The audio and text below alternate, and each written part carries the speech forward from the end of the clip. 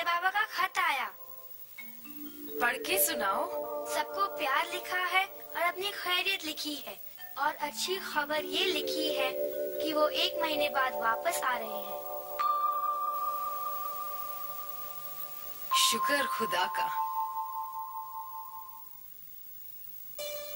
और क्या सुनाऊं?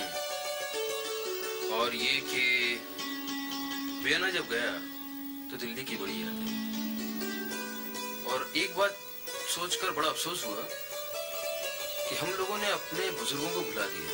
कैसे भुला दिया? वहाँ के शायरों और फनकारों की यादगारें उन्हीं के घर में सजी हुई हैं, और यहाँ दिल्ली के कूचे बल्ली मारान में गालिब का घर एक दवा खाने का गोदाम बना हुआ है। कितनी बुरी बात है। और यहाँ हैदराबाद में मिसेस सरोजिनी नायडू का घर गोल्डन थ्रेशोल्ड अभी एक मामूली सा होटल बनकर रह गया है, और इस बात से किसी को धक्का नहीं पहुंचता। अफसोस इस बात का है।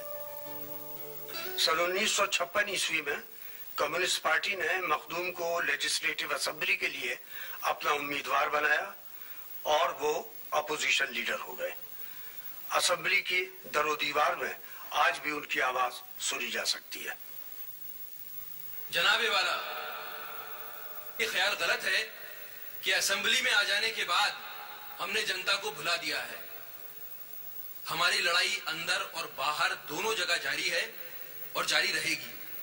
हयात लेके चलो, कायनात लेके चलो, हयात लेके चलो, कायनात लेके चलो, चलो तो सारे जमाने को साथ लेके चलो, चलो तो सारे जमाने को साथ लेके चलो। रात के माथे पे आसुरदा सितारों का हुजूम, रात के माथे पे आसुरदा सितारों का हुजूम सिर्फ खुर्शीदे तलक्षां के निकलने तक है, सिर्फ खुर्शीदे तलक्षां निकलने तक है। मखदूम मोइनुद्दीन जिंदाबाद, मखदूम मोइनुद्दीन जिंदाबाद, मखदूम मोइनुद्दीन जिंदाबाद।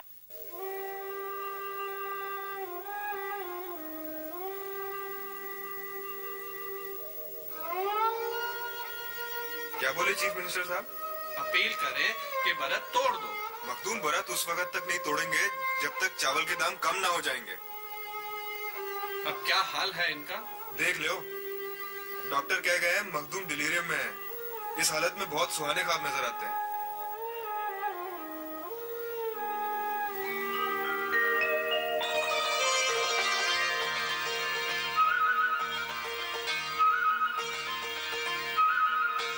ये कौन आता है तन्हाइयों जामुनी, ये कौन आता है तन्हाइयों जामुनी, जिला में चांदनी रातों का एहतमाम लिए, ये कौन आता है तन्हाइयों जामुनी।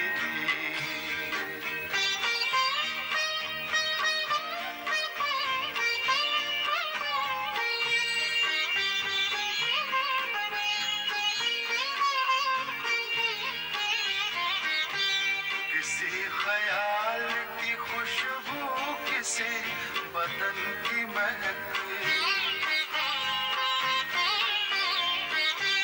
किसी ख्याल की खुशबू, किसी बदन की महक, दरे कफस पे खड़ी है सबा पयामनी, दरे कफस पे खड़ी है सबा पयामनी।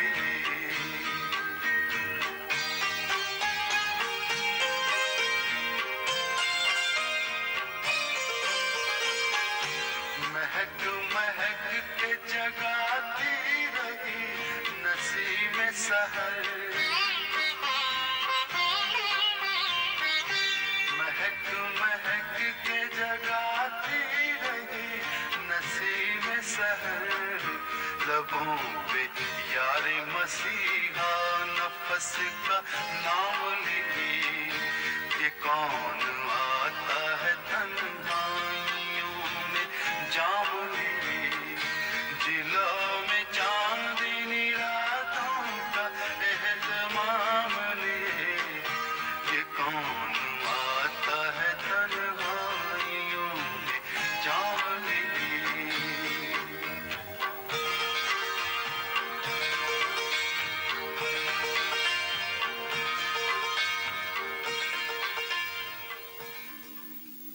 चावल के दाम कम हो गए।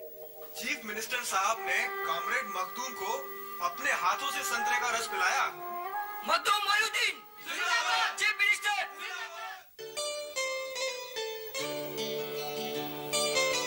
मखदूम साहब, आप तो यूरोप से वापस आने के बाद भी वैसे के वैसे ही हैं। मैं अपना रंग कैसे बदल सकता हूँ और फिर इस हैदराबाद को कैसे भुला सकता हूँ? हैदराबाद भी आपको नहीं भुला सकता। शहर की गलियों से बंजारा हिल्स तक हर दिल में आपके लिए जगह है। मुझे जरूरत से ज्यादा प्यार मिला है यहाँ। पता नहीं मैं इस कर्ज को कैसे अदा कर पाऊंगा। खैर, ये बताइए आपकी शायरी के क्या हाल है? अगर आप उसका अंग्रेजी से उर्दू तर्जुमा कर दें तो मैं कह सकूंगी कि शायरी का हाल अच्छा है।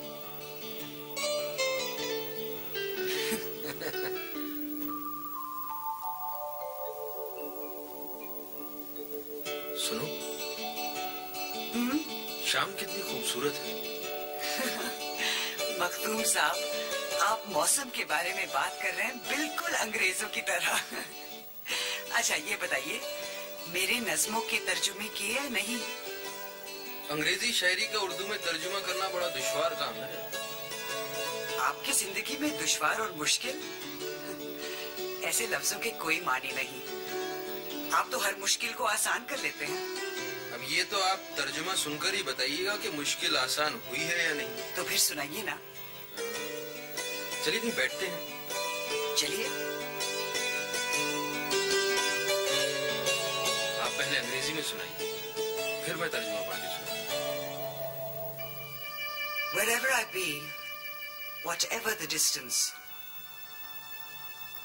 our eyes will meet. Far off across the horizon, and one soul will unite silently within. In my rainless thoughts, your memory will float like a swan at dawn, and your songs in the wind will ring. मैं जहां भी रहूं, जिस जा भी रहूं, अपनी आंखें तो उफक ज़ारों पे मिलती ही रहेंगी कहीं दूर, और दिल चुपके से मिल जाएंगे दिल ही दिल में। मेरे सैलाबे तखय्युल में तेरी याद है दोस्त इस तरह तैरेगी, सुबह दम तैरता फिरता है किसी झील में जैसे कोई हंस। इन हवाओं में तेरे गीत, वो बिखरे हुए गीत गूंज उठेंगे मेरे कानों में, मेरे हमदम, मेरे दोस्त। बहुत ही खूबसूरत तर्जुमा किया है आपने। अब आप अपनी दूसरी नज्म सुनाइए, मैं तर्जुमा पढ़ता हूँ। Sharp is the spear of life. Sharply it penetrates and decides in the benefit of one and the fate of another. The edge like a sword, it strikes to kill all those it loves and all those it hates. Like the faces of Eve, it changes and varies.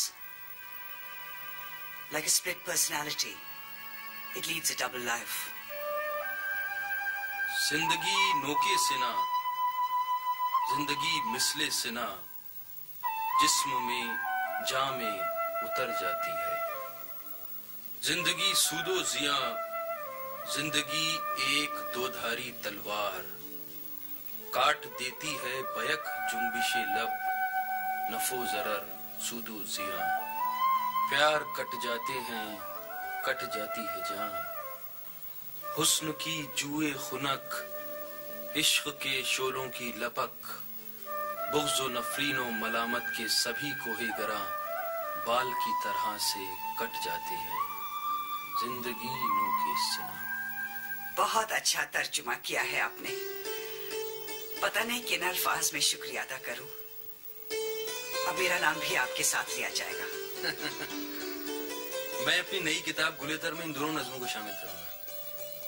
इज्जत अफजाई है आपकी। गुलेतर मखदूम की शायरी का नया मोड़ था, सुर्ख सवेरा से मुख्तलिफ।